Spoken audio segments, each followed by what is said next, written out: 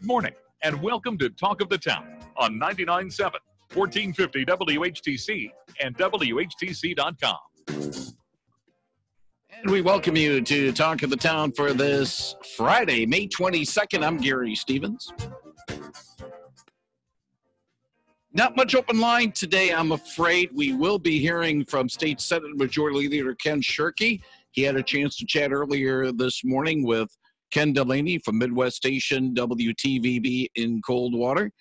We'll get his reaction to what happened over at his reaction to the decision by the State Court of Claims rejecting the legislature's lawsuit against Governor Whitmer's new emergency orders that she enacted without the advice and consent of the legislature at the beginning of this month.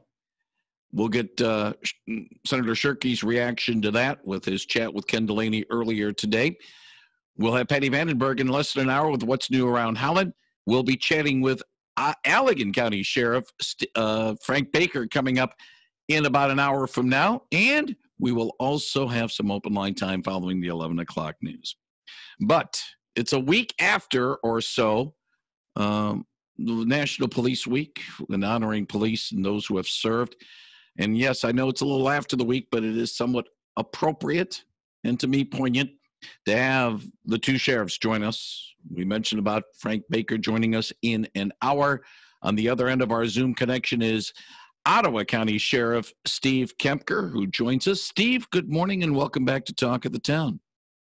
Good morning, Gary. Hopefully you can see and hear me here this morning. It's working just fine, and the ability to us to have this capability. By the way, we are video recording this as well. We'll have the video put up on our Facebook page, 99.7 and 1450 WHTC. We'll do that a little bit later on today. But if you out there want to join in the conversation, do it the old-fashioned way. Call us at 395-1450, 395-1450. Memorial Day weekend is upon us. Normally, all hands on deck for the Sheriff's Department, not only on the road patrols, but also soon-to-be Lieutenant Eric Westveer and the Marine Patrol as well. Yes, it might be fewer people on the beaches, fewer people on the waters, fewer people on the roads, but still, the concerns for the holiday weekend, Steve, have to be there. Drunken driving, drunken boating, and obeying the speed limits as well. Those are all key factors this weekend. They are, Gary, and last weekend I think was a good example of some of the incidents that we had out in Park Township. The state park was overwhelmed with traffic and people, and the traffic got a little bit out of hand. A lot of the residents down Ottawa Beach Road and up Lakeshore Drive had very legitimate concerns and complaints. We did bring a team of deputies in there to work traffic enforcement, and they were successful. And again, I think with the potential of some nice weather this weekend, we're just asking people, the biggest complaint was the speed. And again, the number of cars that were heading out to that state park area. The motorcycles are back out. They like Lakeshore Drive between Holland and Grand Haven. And obviously with that brings traffic concerns. Our goal is to keep that roadway as safe as possible. And with the state park, we've worked with them already for the potential of the park becoming full. They are going to monitor the gates. If the state park does become full to their capacity or what they feel is their current capacity with COVID, they will turn traffic around at the gates. And we've asked the help of the Road Commission. They're going to place one of their signboards at 168th, which is actually your last opportunity to turn off Ottawa Beach Road before the state park, and asking people that if that sign says the state park is full, that means that it is full. Their gates will be closed, and that sign will be activated so people can turn and head out of that area. So again, we've seen a real uptick here in the last several weeks, and we kind of figured that was going to happen once the weather broke, once the governor eased up on some of her orders. Business is just about back to normal for us right now. Now, the other thing, and I'm going to mention Grand Haven because it's not in, obviously, Grand Haven Public Safety is involved with that, but also that area. And Holly and I were there in Grand Haven and went to our, well, I hate to let the cat out of the bag, but I'll let the cat out of the bag, North Beach. That does not get busy normally at all up in Ferrisburg, and a great alternative if you want to go to a beach area. And now everybody's going to go there now. Oh, man. But still, the concerns are there. Warm weather, people are getting antsy, and not only there, but also, we just got Lakewood Boulevard. Nice and neat now between 112th and 120th Avenues. And I told people, let's not use that as a drag strip, folks. That's right. We don't have the little yellow, green light on that. But certainly, just obey the rules, make sure that, and Steve, I'm preaching to the choir here because I think the majority of our listeners are good law-abiding citizens. They are. Go ahead, Steve.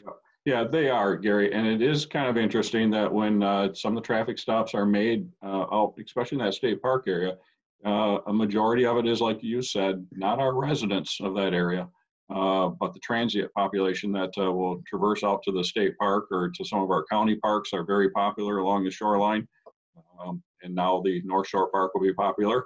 But again, we've had some very serious accidents along that stretch of Ottawa Beach Road, some up in Lakeshore Drive.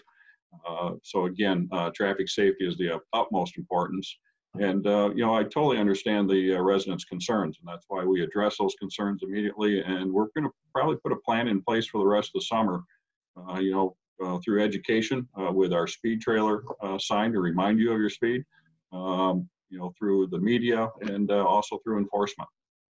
I'm going to throw this at you, Steve Kempker. Another drag strip we have to keep an eye on, M231. It's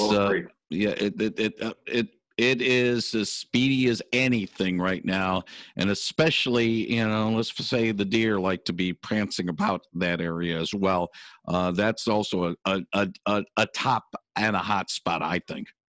It is, and I've got to say this, Gary, and I know you live over on the east side of our county. We have several hot spots throughout the county, and some of those hot spots became hotter during the COVID crisis because we actually had people that felt that during the emergency orders that the speed limits didn't apply, and that was actually verbally told to us.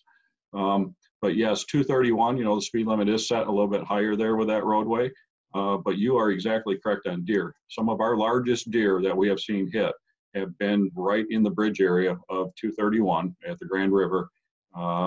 There's a private facility there, a hunting area, but the deer really like the marsh area back in there, and they do cross 231, and it's not just in the fall, it's all year round. I'm seeing more and more animal carcasses on the sides of the roads over the last couple of weeks. In fact, I think I saw 2 back to back or side to side over on eastbound I-196, just under the M6 junction there too. So, please be aware that this is not the rut. This is not October 22nd. This is May 22nd, but they're out and about, and the deer and other animals as well. And it is not a very safe time, especially early morning and late in the dusk time as well. Those are still the prime time, even during the spring and summer months for us. 395-1450 if you wish to have a question for Ottawa County Sheriff Steve Kempker. And the other thing, and I want to mention this before I forget about this, Steve. I know that Monday it's Memorial Day, and we honor those who have served our country and who have lost their lives as a result. One would immediately think military, and that's rightly so. But I mentioned this earlier on the show, and I want to mention it to you as well. It's also time to remember those men and women in brown and blue who are serving our country domestically, who have given their lives to protect us as well. It's a day to remember those fine men and women as well. It is, and the sad part is COVID kind of prevailed over those activities this year for law enforcement Memorial Week. And also the week prior to Law Enforcement Memorial Week was the Corrections Officers Week. Again, a large number of correction officers lose their lives in our prison and jail systems during the year, and along with our law enforcement officials that serve out on the public roadways and serving our public. You know, it is a somber time. We've lost 4 law enforcement officers in Ottawa County that have lost their lives within our county and over the years. And we do have a memorial out at the sheriff's office outside of the building that honors those 4 people. We still did, you know, every year we do a memorial service. We still did kind of a silent service this year with just 2 of our honor guards, just placed the wreath, had a moment of silence. And again, it was a little bit different this year. It was kind of the 5-year anniversary of when we built our memorial. But again, for those that have lost their lives across the United States, and even those that have contracted COVID now during their law enforcement duties. And we have been very fortunate here with our staff at the sheriff's office. We've had no reported COVID with our staff. Even in our jail facility, you know, we have a fairly large jail facility, and I'm very proud of the fact that our staff, our medical staff, the procedures and the policies that we put into place for COVID has kept it out of the jail facility, because you just have to watch the news to see that it spreads very rapidly in a jail situation. And one of the precautions that I took in the jail was a unique move. I think Kent County has also purchased one of these units, but we went to the UV light source. Similar that's used in the hospitals, and we brought that into the jail to effectively clean. We call it the bug zapper. You know, it basically kills the DNA of any germs, and that will really sanitize. And we found that the UV light source actually cleans better and kills more than a chemical clean. So coupled with those 2, we're very confident that that facility is clean. But again, the ultimate is to keep our inmates safe, our staff in the jail safe, and same for our road patrol, the cleaning procedures for our cruisers. That's their office for 12 hours. So we want to make sure that that's a safe and secure environment for them too, because they all have to go home at the end of their shift. 395-1450. Good morning. You're on the line with Ottawa County Sheriff Steve Kempker. Yes, Steve. I live over on 168th Avenue between James and Riley, and we got cars that go by here. They're at least going 100 miles an hour, all hours of the day and night. And I just don't, I know your road patrol guys are busy, but my goodness sakes, I would sure like to see a little more. There's an officer that lives down the street from here, and the cars that go by here are just insane. I'm sure they're going out towards the beach, but my gosh, if you could get a little more road patrol out here, it would be greatly appreciated. Yeah. Steve? Yeah, we'll definitely, like I said, we've worked with our traffic unit. And one of the things that, you know, I always tell citizens, because I have it in my neighborhood also, is we can't be everywhere at once. As our call volume ticks back up, sometimes the deputies don't have enough time to go out. And I don't like to date myself, but, you know, years ago, in between calls when we had downtime, we did a lot of traffic. We're at that point where some of our calls, especially the Holland area, the Georgetown area, are back to back. But we do have a deputy assigned under contract to Park Township, and we also have our traffic services unit. And what we'll do is we'll move that traffic services unit into those areas. And you know, I cross over that intersection that he's talking about quite frequently. And again, yeah, we do have a speed issue out there, and you know, I normally don't like to say this, but we are going to have to probably step down a little bit, and or excuse me, step up a little bit with the enforcement, and start sending the message of traffic safety out in that area, because again, a lot of people out walking. I'm really concerned about bicyclists, motorcycles. You know, we always tell people, you just hold your finger up, that can block the view. Just takes that little width of your finger to block a view of a bicyclist, a pedestrian. So again, we're working with the township very closely. We actually looked at applying for some grants, but sadly to say, now that COVID has hit, we're going to see a lot of our grants money being diverted in other areas. But no, I can assure the citizens that, you know, in these hot spots that we are going to make a focus of that this summer.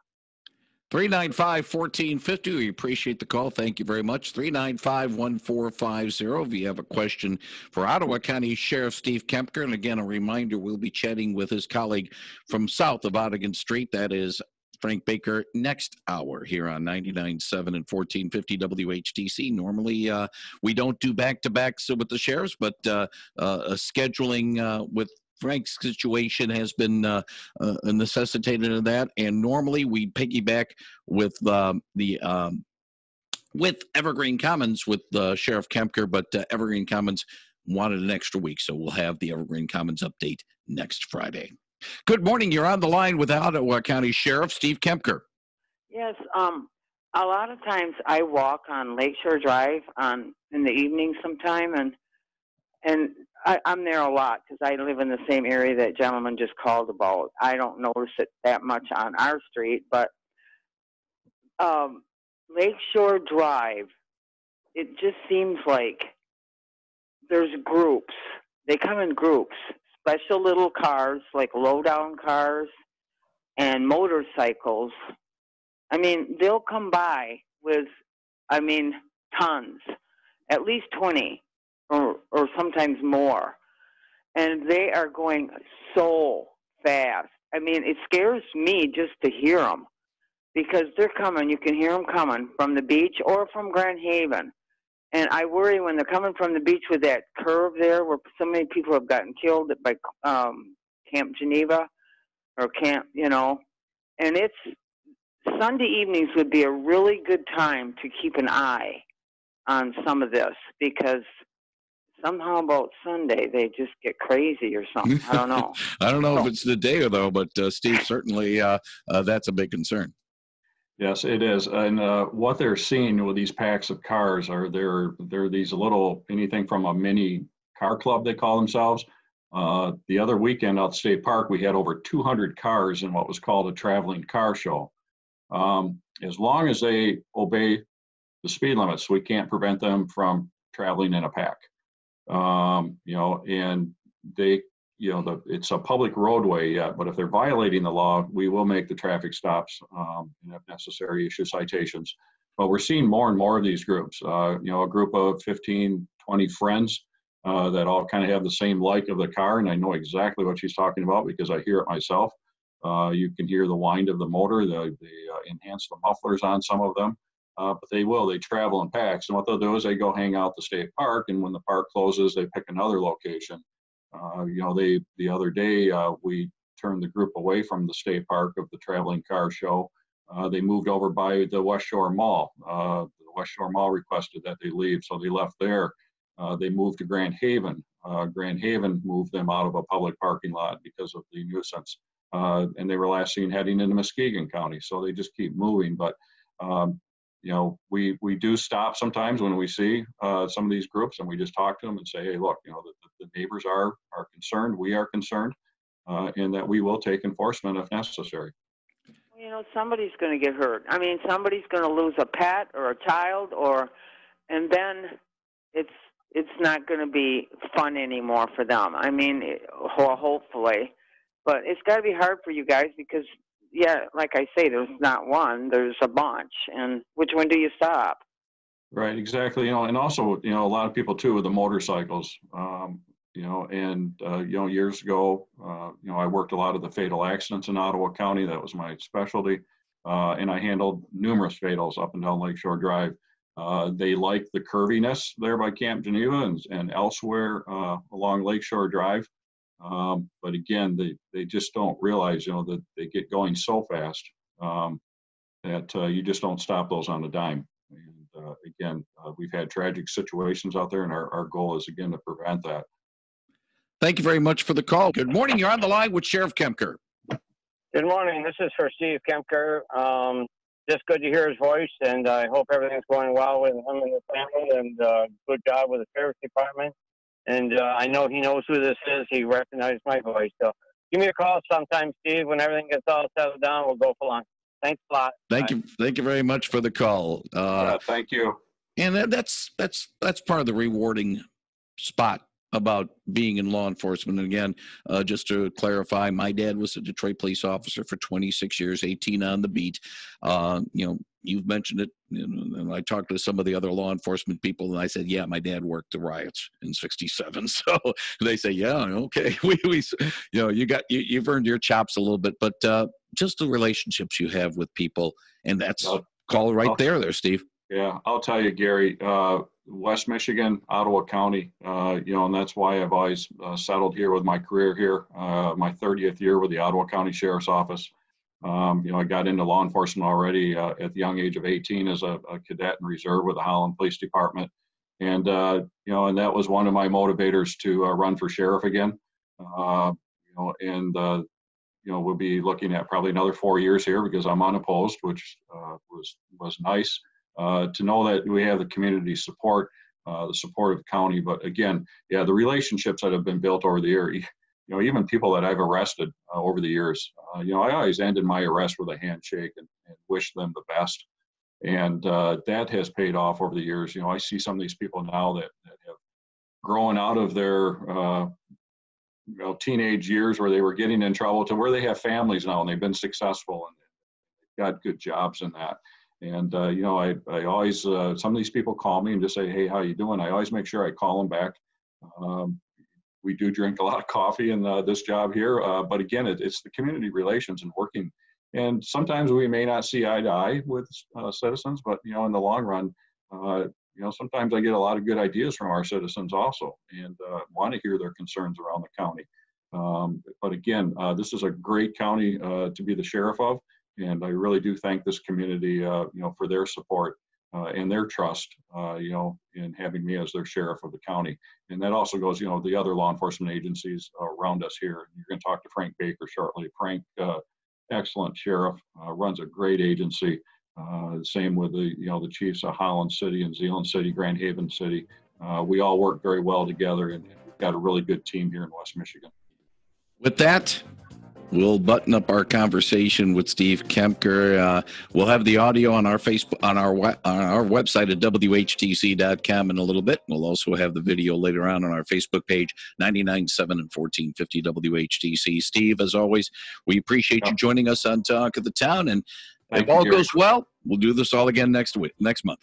Sounds great. Thanks, Gary. Have a great holiday weekend. Thank you very much. That is Ottawa County Sheriff Steve Kempker. In a few moments, it's CBS News with Deborah Rodriguez, WHTC News with Peg McNichol. After that, we'll hear from State Senator Mike Shirkey, his chat with Ken Delaney, and then we will also have Allegan County Sheriff Frank Baker. I'll get him straight. Frank Baker joins us following Patty Vandenberg. What's new around Holland? CBS News is next on the hour.